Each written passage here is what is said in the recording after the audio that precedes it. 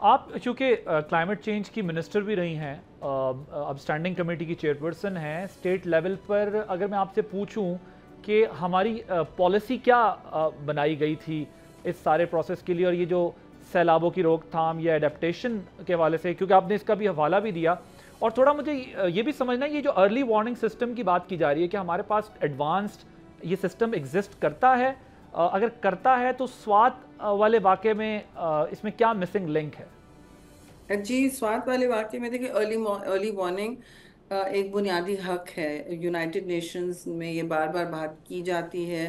اقوام متحدہ کے سیکرٹری جنرل خود کہتے ہیں، وہ خود ایک سیشن چیئر کرتے ہیں ارلی وارننگ پر.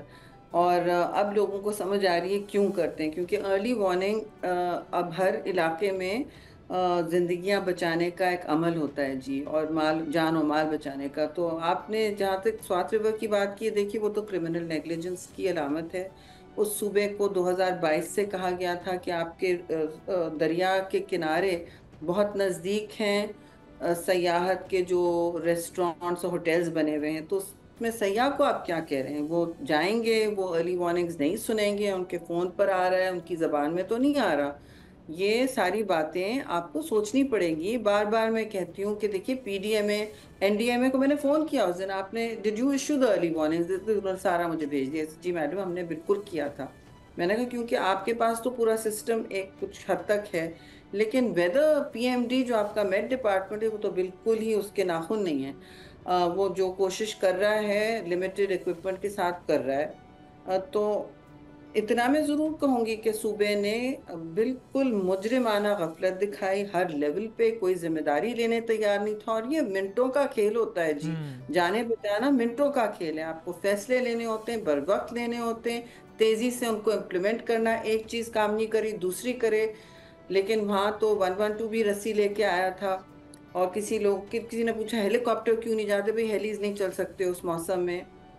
دوسری بات یہ کہ دیکھیں آپ نے وہاں دریا کا حال کیا کیا ہے. پھر لگے ہوئے ہیں تواتر سے وہاں ہوٹلز ریسٹورانٹ بالکل دریا کے منہ پہ سائٹ پہ بالکل لگے ہوئے ہیں، جو قانون کے بالکل کھلی خلاف جی ورزی ہے.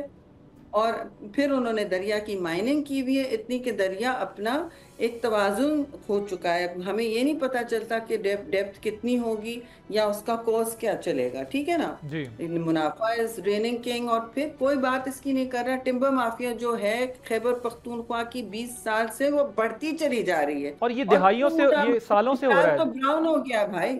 ہاں یہ دہائیوں سے ہو رہا ہے. You are absolutely right. یہ تو پچھلے جی 20 جی، 30 میں سال سے ہیرلڈ کی ایڈیٹر تھی، میں نے کور سٹوری کی تھی کے پی ٹمبر مافیا پہ. یہ کتنی پرانی بات ہے، جی 1999 میں وہاں سے نکلی. تو جی، یو آر آپ سوچیں ایبسولوٹلی کہ رائٹ. یا جی، اور ریور بیڈ کمپرومائز ہونا، یہ جو ٹریڈ آپ بتا رہی ہیں جس نہیں. طرح. اور اب بیٹا I'm سوری آپ کی قطع کلامی کر رہی ہوں. جو اس وقت اب وہ عمارتیں مسمار کر رہے ہیں، وہ پتہ نہیں تھیم پارکس ہٹا رہے ہیں جو دور بھی ہیں. اب جو ڈسٹرکشن چل رہا ہے، بلڈوزر جسٹس چل رہی ہے وہاں پہ. مطلب آپ کیوں دیتے ہیں این او سیز وہاں بننے کے لیے؟ آپ وہاں تو سب جو مرضی ہے، مادر پدر آزادی چل رہی ہے. یا کسی نے کوئی بات سنی ہوگی، سوری ٹو سے. لیکن اب وہ جو مسمار ہو رہے ہیں اس کے رسپانس میں آپ وہاں دیکھیں کیا ہو رہا ہے. اٹھا کے سارے انہوں نے وہاں لوگوں نے کیسز کیے ہوئے ہیں. عدالتوں کے سٹے آرڈرز بھی کی خلاف ورزی ہو رہی ہے. تو اس طرح تو لا قانونیت کے گورننس ماحول میں تو آپ کچھ نہیں کر پائیں گے. آپ لوگوں کا اعتماد بھی نہیں حاصل کر سکیں گے. بس سیاست کرتے رہتے ہیں ڈے ٹو ڈے. اب سیاست بھی آپ وہ والی کریں نا جو میننگ فل ہو، جو عوام کو سیاست کا گندا نام نہ دیں. عوام کے جو مسائل ہیں ان کو تو ایڈریس کریں. تو یہ ہیں وہاں کے پی سب سے زیادہ متاثر اس سال صوبہ ہے.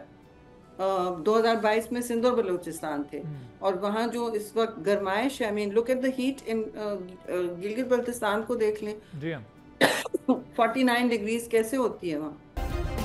سبسکرائب کریں اور بیل دبائیں تاکہ کوئی خبر رہ نہ جائے.